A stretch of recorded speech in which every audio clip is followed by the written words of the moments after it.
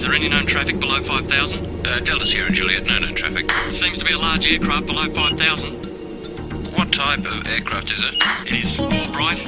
Seems to me like landing lights. The aircraft has just passed over me at least 1,000 feet above. It seems to me that he's playing some sort of game. He's flying over me 2-3 times at speeds I could not identify. It's flying past, it's a long shape.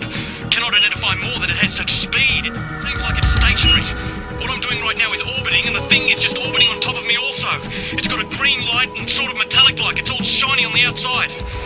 The engine is rough idling. I've got it set at 23, 24, and the thing is coughing. My intentions are to go to King Island, Melbourne. That strange aircraft is hovering on top of me again. It is hovering, and it is not an aircraft.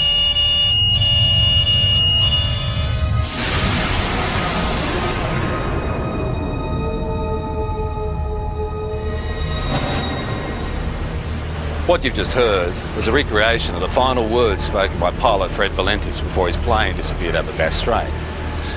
Even though it's been 19 years since Fred disappeared, the mystery surrounding what happened to him still hasn't faded. He just vanished without trace, and his family believed he was taken by an unidentified flying object. Recent years has been an explosion of UFO sightings in Australia. Whenever you mention the topic, people seem to have their own theories and opinions, or even their own stories. It was orange like a sunset, and it was just spanning across the road. I can't move it. Moving forward in time through the experience. Then this tall, dark being just appeared in front of the craft. I mean, it looks like a traditional, every day of the week, comic book flying saucer. They had large almond-shaped eyes, small bodies, legs and arms, and sort of grey in appearance. I think it's the first time in my life that I could identify of anybody telling me that they were scared they were going to die. Saying that this thing was only just down the bottom of his street. He could see it was out in the water. It was sucking up water. Yeah, I believe it's a UFO. There are between 400 and 500 reports a month of UFOs in this country. Now, obviously, a lot of them can be explained, but about 10% prove to be true mysteries. Tonight you'll hear from people who've had these experiences. They're just normal Australians who can't explain what they saw.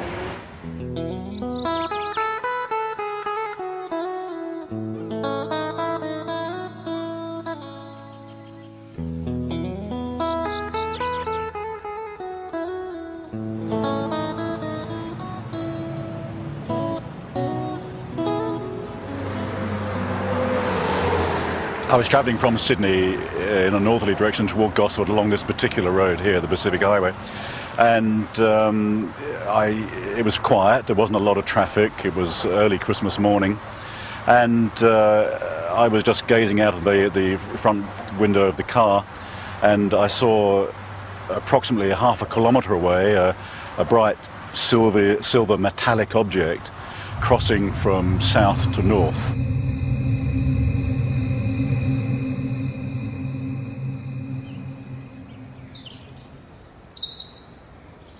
I stood here not believing my eyes, because where I sit I can see the open water, and I just couldn't believe that this thing could appear on the water. It was some kind of craft, but it was completely surrounded in lights underneath and all around, and it just looked like a carousel. It wasn't anything flat.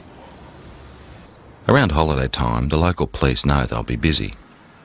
But on this New Year's Eve, the calls weren't what they expected. All people that I spoke to had exactly the same thing to say. There was no variance whatsoever in the object that was sighted. It was a huge chrome, very shiny object in the shape of a ball. At the bottom of the ball was a number of huge white lights. This object looked like it was sucking up water.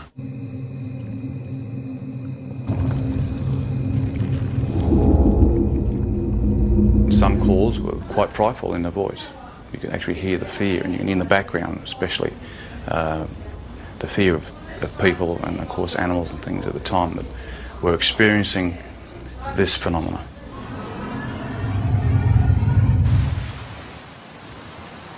We're looking out above this headland here, and we're watching a bright light move in a strange fashion that you'll never see, or we never saw anyway. It was moving quickly and move, for instance, in a zigzag fashion. We were watching it for 10 to 15 minutes, move in this direction north, and we just saw this bright light 15, 20 metres above our car. Just a bright light, emanating light towards our car. It was just awesome. All of a sudden I saw these lights come out of the water like a cylinder and flash, and the top of the water was all lit up. And as that light was up, I could hear the rushing of water, movement of water, and then the water being raised up, and then shortly after, down comes the water on top of the lake. I noticed this rather bright light that seemed to be on the right-hand side of the car, and it seemed to be following us for quite a while. And then all of a sudden it turned and went at a right angle right across the expressway in front of the car. It was large, round, and it seemed to have a stream of sparks flying out the back of it. I don't know what it was, but it was most peculiar. After the initial New Year's Eve reports to police, the local Sun Weekly newspaper got hold of the story. There were hundreds more people at home that had obviously thought they'd seen something quite out of the ordinary, but were too scared maybe to come forward and actually say that they'd seen something. Our office, the day the report hit the streets, was amazing. We had caller after caller saying they'd seen the same thing.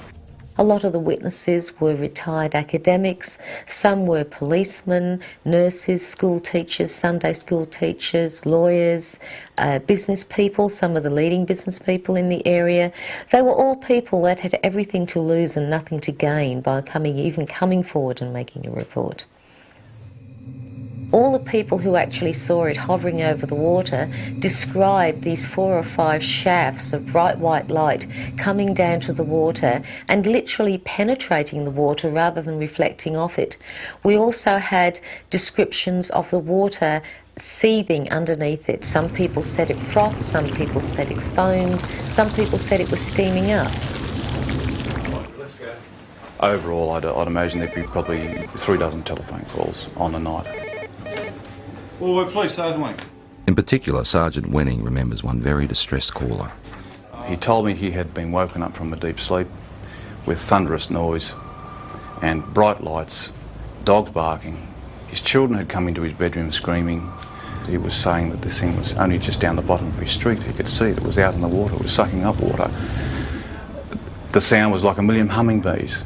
He didn't know what was going on. We investigated officially with the local aircraft, aerodromes, with the Air Force, with air traffic control, and again could come up with no explanation. While everyone can describe what they saw, no one seems to have the answer to exactly what it was or where it came from.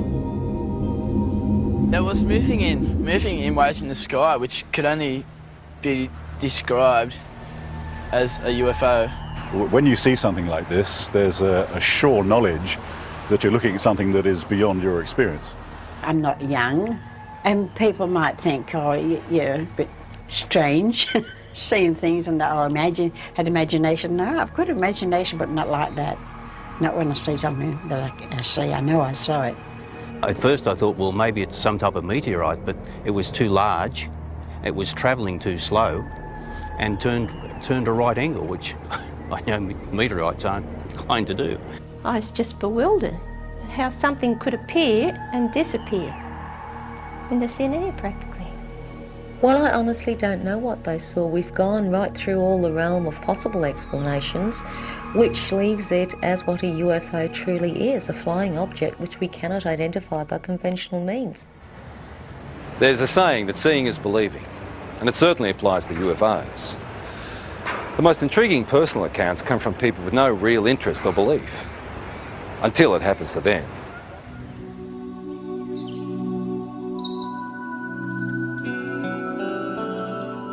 Before this happened to me, I can be honest, I could say that I was in that category of being naive. I didn't believe it. I didn't really believe it, because I had to see, it's like I would have to see it with my own eyes. Grace's experience starts in the early hours of the morning travelling home with 3 girlfriends. Victoria, who can't be identified, was one of the women in the back seat. It's when I got a bit further down the hill that I noticed on the right-hand side of me some long oblong-shaped lights.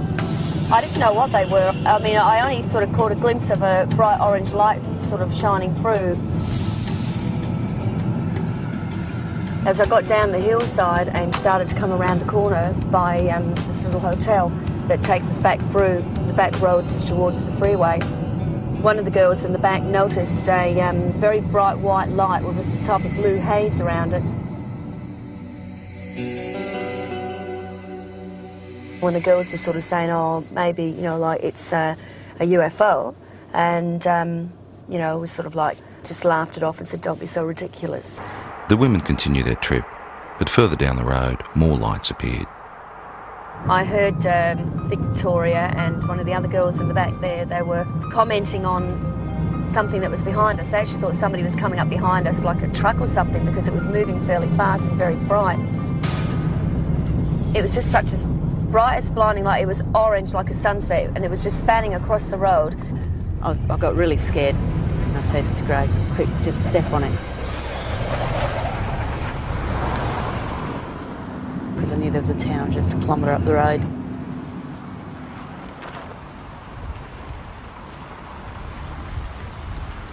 So as we got closer into the middle of this car parking area and looked up, we could see this ship.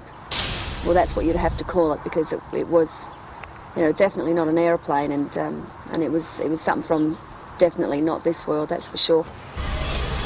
It sort of moved across from this direction straight over the top of us.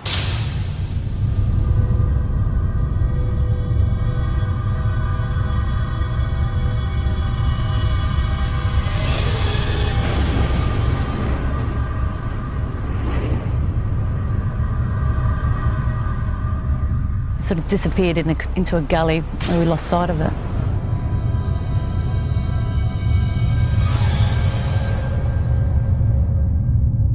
We were scared for our safety. I mean, I've got to be honest, I think it's the first time in my life that I could identify of anybody telling me that they were scared they were going to die. Because I was. When I got to the opening of the drive here, the other girls noticed that there was something else up, some activity up there in the sky. We were still scared. We didn't know what they were either.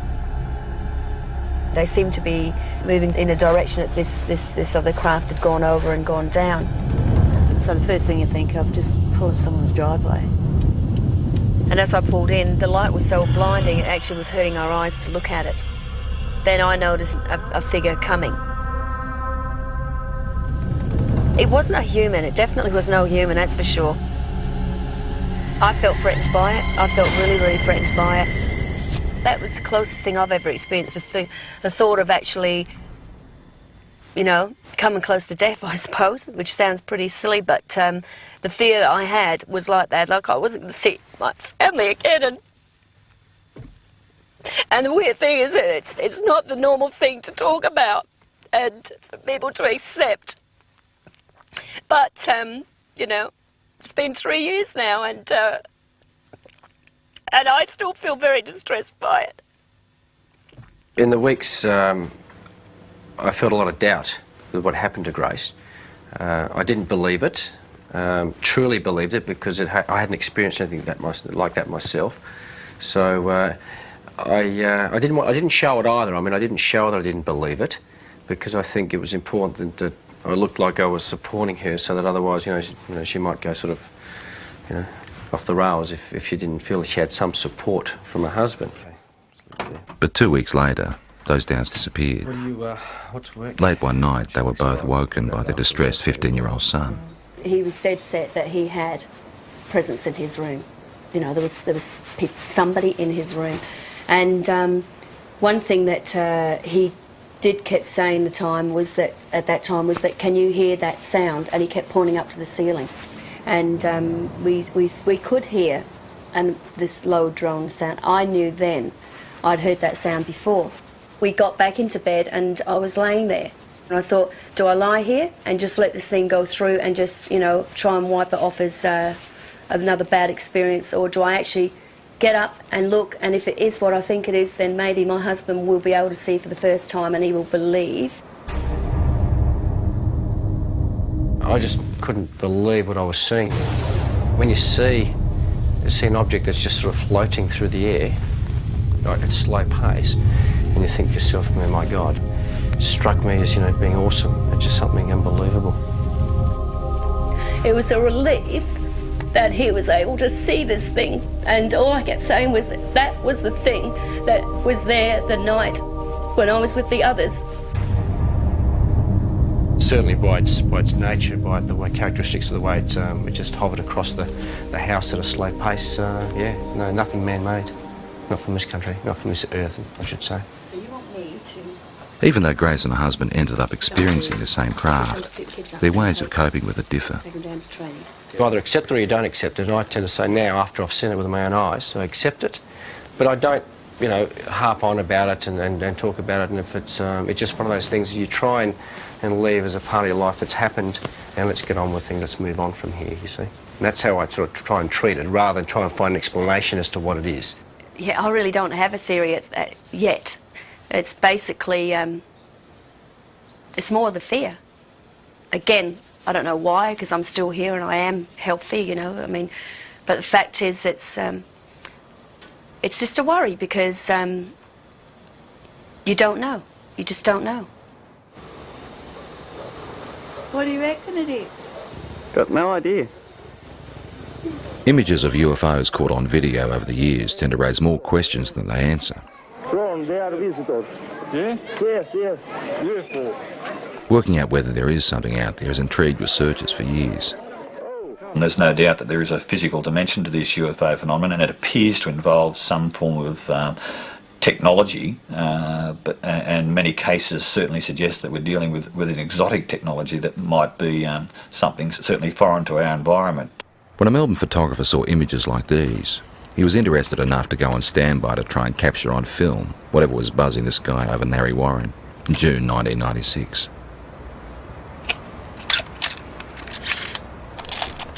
I got the phone call and I was told that the lights were spinning across the tree line over the homes. What I did was put the camera onto the object, allowing it just to come into frame, hit the shutter, count to 20, stop, wind, move the camera to the next part of the frame, start the shot, count to 20, let it go, and so forth. The first night, the result of the photographs showed just light trails of this object going across over the tree line. The second night, with higher speed film and the higher magnification lens, is where we actually captured the shot of the disc. This thing was, the only way to explain it was moving across the air like ice on a hot plate, very, very smooth. Later in the program, Doug's photos will be studied by an independent expert. Well, it was flying, it's unidentified, and it was definitely an object. What it will be, and I hope with the analysis will prove me right. But yeah, I believe it's a UFO. In the UFO community, the term hypnotherapy is like a buzzword. It's the thing to try if you feel you have secrets of the past to unlock. While mainstream medicine doesn't necessarily recognise it, people who've had UFO encounters believe it helps.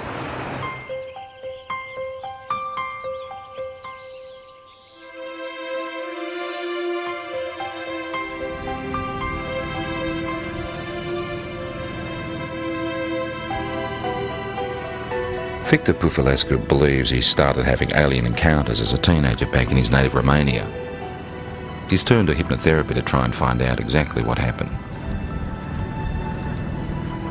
It's like being a good soldier. You just obey orders. This is actually probably the best description of hypnosis process. Loosened limb, deeper sleep. Loosened limb, heavier and heavier. Not a worry, not a care. Deeper, deeper, and deeper. Hypnotherapy is a way of allowing us to get into the subconscious mind. The intellectual mind tends to want to control and criticise everything. It's the censor of stuff it doesn't even know about that was in there before we were 3 years old. So by sort of relaxing and sliding across the conscious mind, if you like, we can sort of delve into the unconscious, or to allow what's in the unconscious to find its way out. Oh, I can't move, Frank. Uh-huh. The pressure is increasing. I can't move. The chest, my arms, my legs. There's a thing about hypnotherapy that very often the subject will want to please the hypnotist. So you have to look at that. But the thing is that you can see that when a person is reliving an experience, that it's pretty easy to see whether that's faked or not. Moving forward in time. My legs. Moving forward My feet. in time. Moving forward in time through the experience.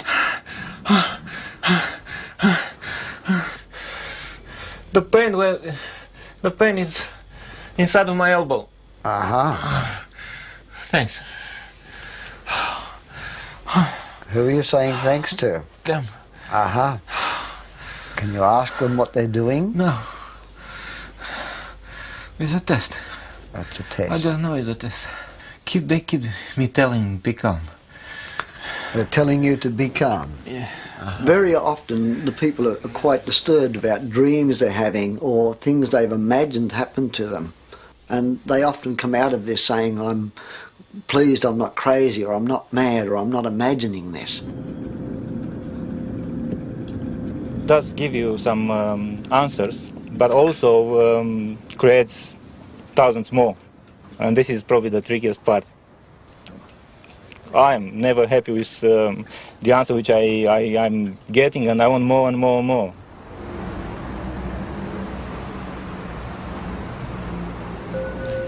Just relaxing as much as you can with every breath.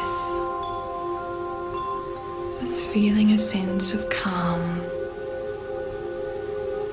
From 1992, there was a very strong correlation with awakening psychically and with my healing work to having these experiences. Elizabeth Robinson is a spiritual healer and therapist who says she's been having extraterrestrial experiences since childhood, but is only now starting to accept them. I mean, when they started with me, I thought, my God, this is bizarre. You know, this is crazy. This is in the realm of science fiction. But I know now I've had to work through that and struggle with it, and I've denied it like hell for 5 years. And I can't deny it anymore. Elizabeth says she started seeing creatures like these around her home in Perth in 1992. There were 3 beings standing there. They had large shaped heads, bigger at the top to the chin at the bottom, large almond-shaped eyes, small bodies, legs and arms, and sort of grey in appearance. But they looked at me with a sense of intent and intelligence. Soon after, Elizabeth's daughter talked of being visited by a lady during the night. Elizabeth believes it was one of the same beings. And I looked down on the desk, and here was a drawing of this being, this same being that I had seen. And I said to Jessica, who did that? Because I knew that at 2.5, her drawings were scribble drawings. And she said, oh, that's the lady. I tried to rationalise it, but I knew that I wasn't imagining this stuff. You know, there was something in me that told me that there was more to these experiences. They're looking at me again. Elizabeth then turned to hypnotherapy to try and uncover what she couldn't understand. This session was recorded last year with visiting American UFO researcher John Carpenter. I don't want to give the baby up. What seems to have come up in hypnosis is that I've had children taken from me, babies taken from me that are growing up on crafts. And this is just absolutely bizarre, you know, talking about this. I mean, you talk about this, but, you know, at first you struggle with it. I mean, you can't fully comprehend this, but what I could comprehend was the emotion around it.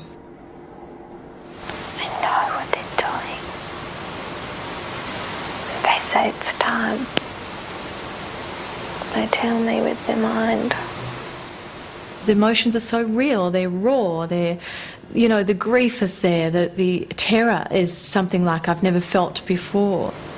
They're just doing what they're doing. What are they doing?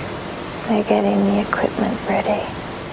Part of the reason why they're involved here on Earth is to help us awaken, but there seems to be some sort of reciprocal type of arrangement whereby you know, they're coming to Earth and they're creating a new race of beings, or creating some sort of hybrid race of beings. I used to think, okay, I'm dreaming, until I used to be able to get up, go to the bathroom, make a cup of tea, come back, sit down, they'd still be waiting for me. And I think, oh. Elizabeth and colleague Mary Rodwell now run a support group in Perth for people who've had alien experiences. And this is what I mean, my business is emotional trauma. That's why I'm here. And I won't deal with fantasy. I can't deal with fantasy. So it's about emotional trauma. These people are stressed quite desperately with fear and anxiety about a lot of things that they only have a vague idea often about, but often is because they've remembered being taken. I went 3 months with barely any sleep. If you remember, I told you about 11 or 12 weeks, barely any sleep. Most of them just want to live an ordinary life. They don't want this to happen. So for them to have the chance to at least talk about it and release all the anxiety and fear around that as much as they can around talking about it, it seems that through that there is real healing. For me, I became very frightened that I would be labelled crazy or, you know, hallucinating, whatever it was, and that I couldn't have somebody to relate this experience to that would honour my experience. Have either Elizabeth has always kept journals about her experiences, which she is now using to write a book. I saw a grey being appear, white-grey colour. In the dream, I was searching for my son, even though the child dream of trying to run away from several grey beings, but as fast as I ran or wherever I really don't expect someone to be able to say, absolutely, you know, this is real, because, you know, you always doubt yourself, but you know that it's real, and you have to come to some point and stop denying it, and that's what I'm starting to do. Sorting out the facts surrounding UFOs can be tough, unless of course there's something that science can put to the test.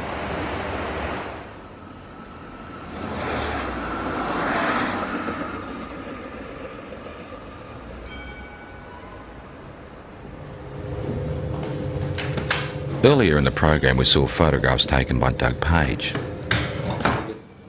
The time exposures show what Doug believes is a UFO hovering near his home in 1996. Now, has this been observed by other people as well? Practically all of Narre Warren. Okay, so that was seen, but not as a streak, because this is a time exposure. So it was simply an object of some sort traveling. Correct. In somewhat of a line, but as you can see, it goes up and down here.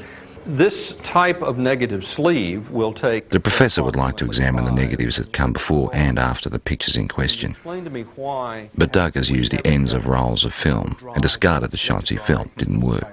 Now, when the films were actually ready for handling, I'd lay them out and I went through them, and I go with the scissors and I just go cut, cut, into the bin, cut, cut, put it there, and that's what I did. Okay. After examining the camera the shots were taken with and checking density readings on the negatives, the next step is to enhance the images on the computer. I don't rely on computers for analysis. They're a bit of a tool.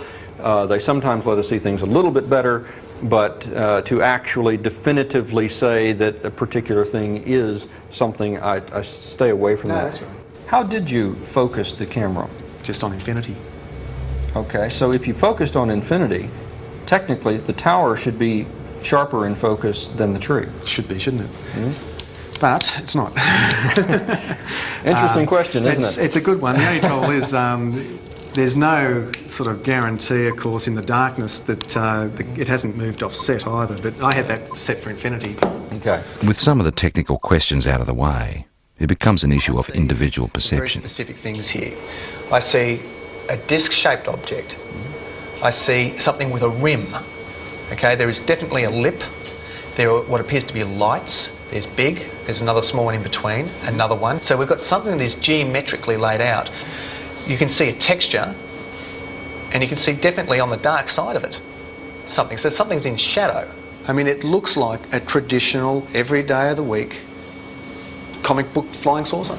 My first impression of this when I saw it, again, was a trumpet, a circular object here that we have a bell shape that comes out like so. This is unexplained optical either artifact, phenomena, or reality, or could be, could be an object, but it is totally undefinable. And of technical concern is the fact that the start of the time exposure is more in focus than the end shape. Does it make any sense to you that if this was moving and it's decelerating, would that have a bearing on the shape of the line? If it was slowing? Because no, it shouldn't. It should be exactly the same sharpness. Despite question marks over issues like that, the professor is able to reach some conclusions. I don't believe that it's been faked. I think it is probably something that was traveling through the air. What it would be, I wouldn't know, and there's no indication from the photographs that would give me any clue. There are points there that I haven't considered, such as the object, could well be a phenomenon that that I've never heard of. So I mean, we've got to keep an open mind.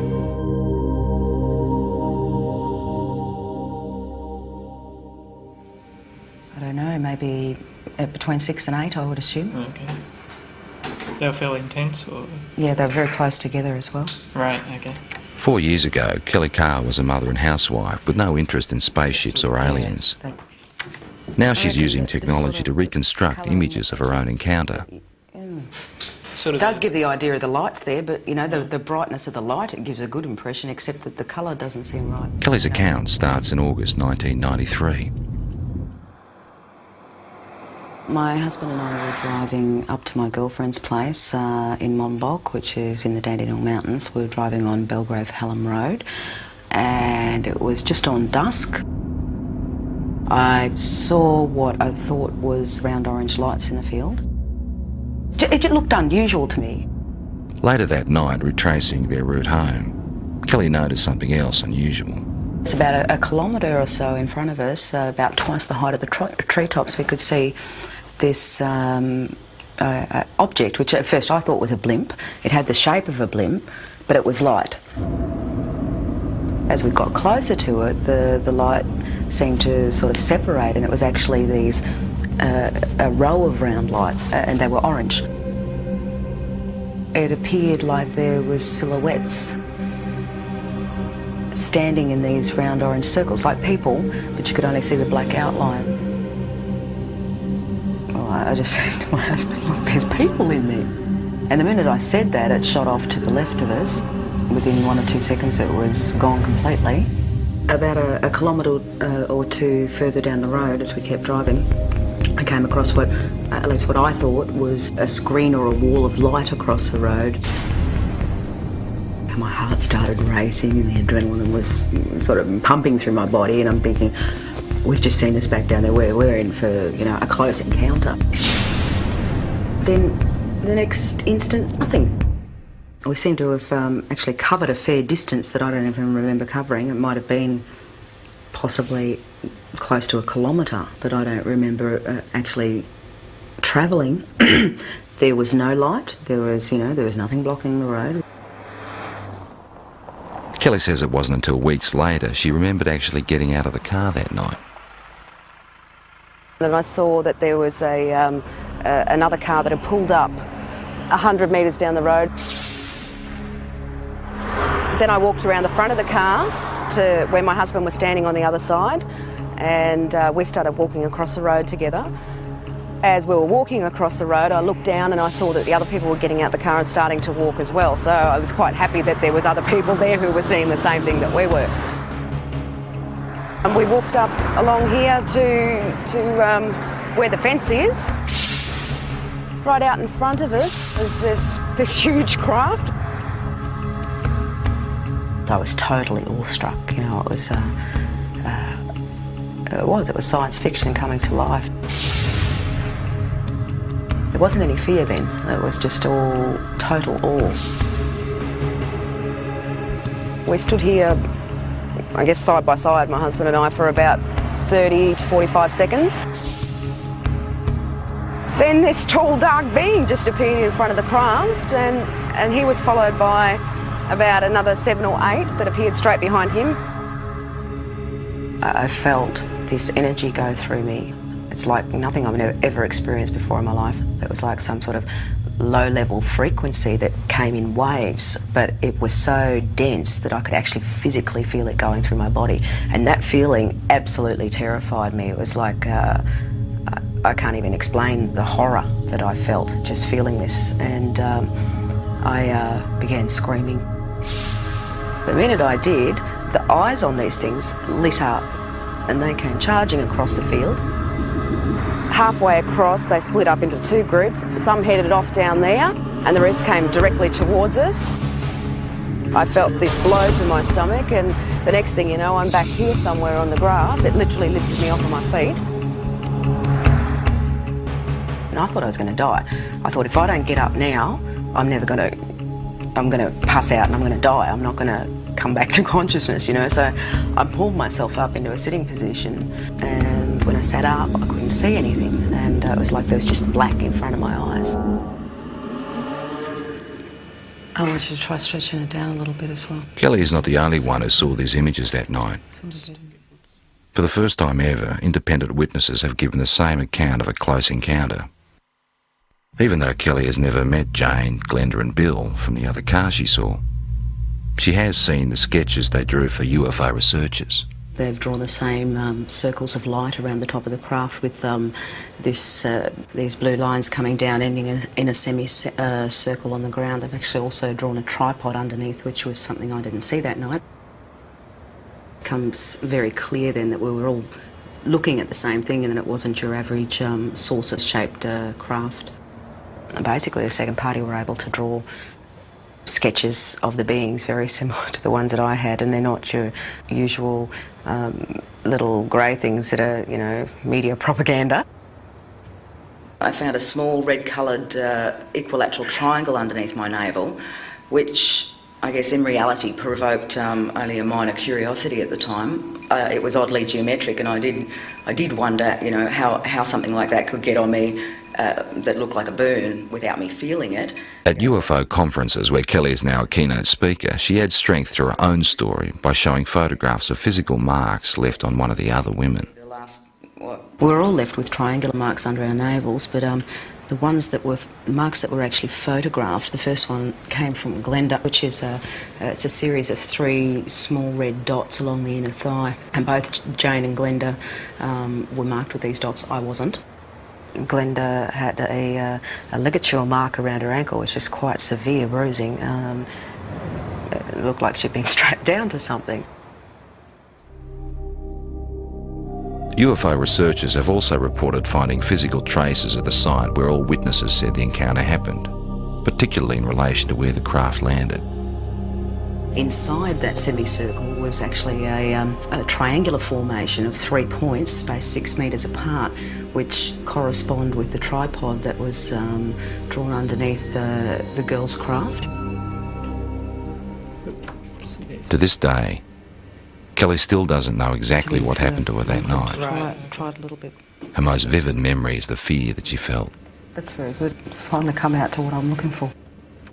And I think a lot of people, you know, might have experienced the fear in a nightmare where you're being chased or something like that, and it's a terror that you feel that, you know, sometimes can wake you up or whatever, but it's absolutely horrifying when you're dreaming it. And that's exactly what I was feeling while I was totally awake. That sort of terror, actually having to feel it while you're conscious and physically awake and feel it as a reality, is like a living nightmare, like a nightmare had come to life.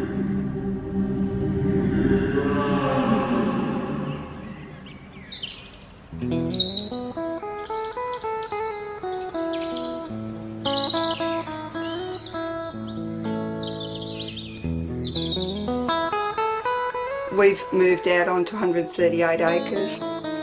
We don't have electricity. We use all our own fuel, like for both our fires.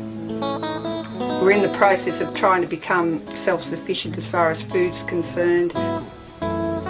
We just lead just a very different lifestyle. the thing over. Denise Borrett says it's her encounters with strange beings that have helped her make the decision to live this way. There's one of our missing. I believe at the moment that they're giving us quite a dire warning about what's happening to the planet and what's going to happen to us unless we actually wake up to what we're actually doing. They seem to open parts of your mind that aren't opened before, and or they help you to do that. I don't know, but all I know is that I'm a very changed person since I've had my experience. Well, lifestyle changes you'd think shouldn't happen to people if these things aren't physically occurring. So I guess it's a little piece of evidence to suggest that something really startling and extraordinary must have happened to a person because of the changes that they do go through. Denise says her visitors have the ability to render her husband unconscious, so he never actually experiences the aliens, but he does have physical scars. Well, I know I've got a lot of scars on my body, and I know basically where they all came from, but this one, in that particular place, I've got no idea. I just woke up one morning and I happened to comment to Denise, I've got this funny little mark on my arm, and she had a look and she had one in exactly the same place because she said she could remember it happening. And I can actually remember them cutting it. I can remember it was like a little spatula or whatever. But again, there was no pain or anything, and the next day mine had completely healed up, whereas Les's had actually scarred. And I thought, well, they're in identical spots and they're identical size, so obviously something was going on. People who've had multiple abduction experiences very often get very concerned about the environment. They get very concerned about healthy lifestyles. They get very interested in the possibility of life elsewhere. They get very interested in promoting the message that there's something actually going on.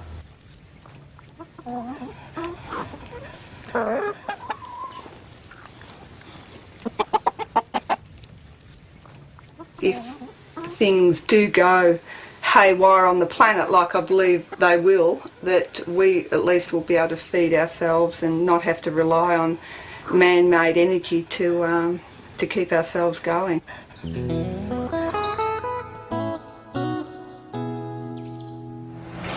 It's pretty obvious that the people that had these experiences are convinced there's more to what's out there than most of us realise. They're also the first to admit that their stories can be hard to accept. All they want us to do is be prepared to listen. I suppose people got to make their own minds up, but we can honestly say that what happened, happened, and there's no doubt about that. Perhaps they're extraterrestrial, we don't know. Perhaps it's military experimentation. Perhaps there's new things in this earth that we don't know about. I don't know what they are. I know what happened to me, but I don't know anything about them. I'd have to say that the evidence seems to be fairly compelling, that we seem to have some sort of alien life form, just in what it is. You've got to keep an open mind. And since I've accepted it, I think I've really started to see it's not really bad. There's a lot of good in what they're actually doing. And it's like they're saying to us, you know, human beings can do so much more. We have these wonderful capacities to heal and to heal each other and to understand ourselves so much more. And we're not yet. Where they come from, I honestly don't know. I would hope that before I die, one day I find out.